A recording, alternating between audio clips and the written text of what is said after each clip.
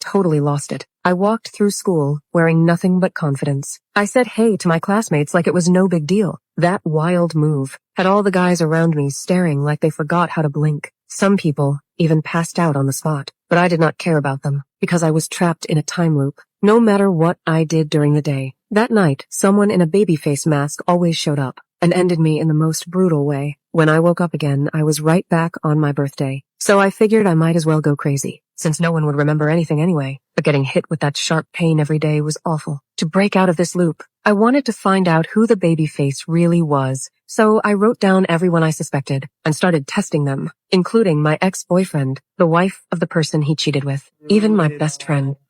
I'm gonna kill you! Every time I died, I could rule out one person, but I did not expect the experiment to have side effects. The last time I woke up, my head was pounding, and I blacked out right there. When they took me to the hospital for tests, they found my whole body was covered in life-threatening injuries. Even the doctors could not explain it. All they could do was tell me to get some sleep, but I could not fall asleep. I knew the baby face would show up any minute, so when the doctor was gone, I slipped into the office to steal the car keys, but in the drawer I saw a baby face mask. Was the doctor the killer? I ran out of there scared out of my mind, but the second I stepped out, I saw the doctor get struck with a sharp hit by the babyface. The good news was he was off my suspect list. I took off running for my life. In the parking lot, I played hide and seek with the killer. When they were not looking, I yanked open a car door and jumped in before they could stop me. Then I locked the doors fast, but the babyface smashed the window and grabbed my throat. In that split second, I scrambled for the gear shift. I hit the gas and left the babyface behind. I finally got away from the chase. I was so pumped. If I could just hold on for another half hour, I could break out of the death loop. But then, out of nowhere, a cop pulled me over for speeding. I felt crushed. When they started questioning me, I told the officer what I had been through, but they thought I was high. I was about to explain. Then I figured getting arrested might be better. There was no way the babyface would follow me to the station, right? I'm drunk. You are. You know, pills, weed, you name it, man, I'm on it. That move totally threw the cuff off. They did not know what to say. But since I basically turned myself in, they had no choice but to cuff me. Thank you! Just when I thought it was over.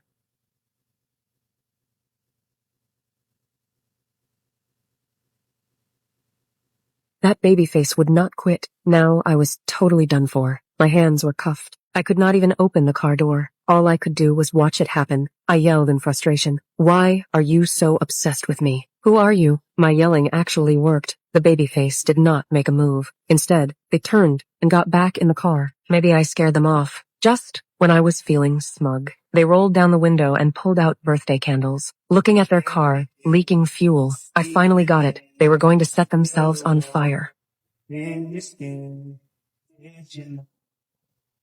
Oh, okay. When the blast went off, I woke up back in bed again. Hearing my boyfriend say the same thing, I completely broke down. There was no way out of this loop. Maybe this was God punishing me. But right when I was losing hope, a news story on TV caught my attention. It said a serial killer with a terminal illness had been staying at the hospital I went to. Thinking about the mask I saw there, I realized the serial killer was the babyface. No time to explain to my boyfriend. I rushed straight to the hospital, trying to get ahead of it and take the killer out first. But I was too late. The killer had already escaped, and the officer on watch was down on the floor. While I stood there frozen, the babyface suddenly showed up behind me and fired several shots at me, but somehow none of them hit. That gave me a chance to run. But as I hit the elevator button, the babyface caught up. They slowly took off the mask. It really was that serial killer. Right when they were about to move, my boyfriend rushed in and saved me. But the next second, the killer snapped his neck. Heartbroken, I bolted for the exit and used the blind spot to stay behind him. I swung a metal bar and dropped the killer to the ground. Just as I was about to do it again, I realized if I ended the babyface right now, the loop would be over, and my boyfriend would be gone for real. So I dropped the metal bar. When the killer found me, I was ready to start over again. See you soon, asshole.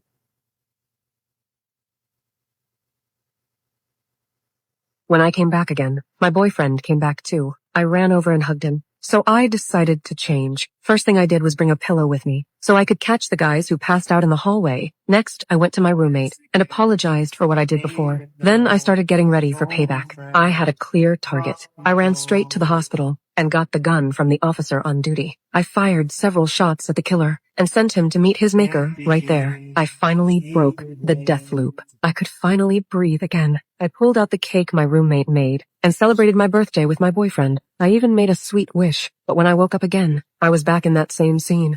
Yeah. Yeah. Turns out, the death loop still was not over, and I fell apart on the spot. I ran back to the dorm and started packing, trying to get out of that place. Then, in the next second, my roommate walked in with a little cake again, getting ready to surprise me, but I was not in the mood. Thanks, but I already ate it last night.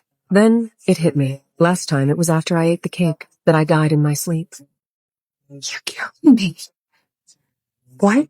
So my roommate had poisoned the cake, because before that I never ate it. So she switched to other ways to take me out, like using her hospital internship to secretly let the killer loose, so he could take the blame. The truth was my roommate was the real babyface. Once she was exposed, she dropped the act. She grabbed my hair and slammed me into the door. That is when I realized it was all because I took the guy she liked, and she hated me for it. Killing me over some stupid guy? Oh, that's not the only reason. You're a dumb bitch, too! After that, we fought each other, from the floor all the way to the bed. The noise was so loud, it even brought my friend running in. While my roommate tried to cover it up, I landed a punch. Then I shoved the cake into her mouth. She jumped up, trying to spit it out. I grabbed the light fixture and kicked hard, and kicked her out the window.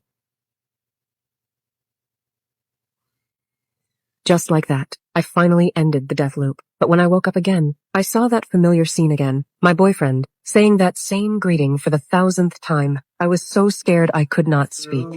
I'm kidding. What? It's Tuesday the 19th. You made it. Turns out my boyfriend was pulling a prank. I got what I wanted.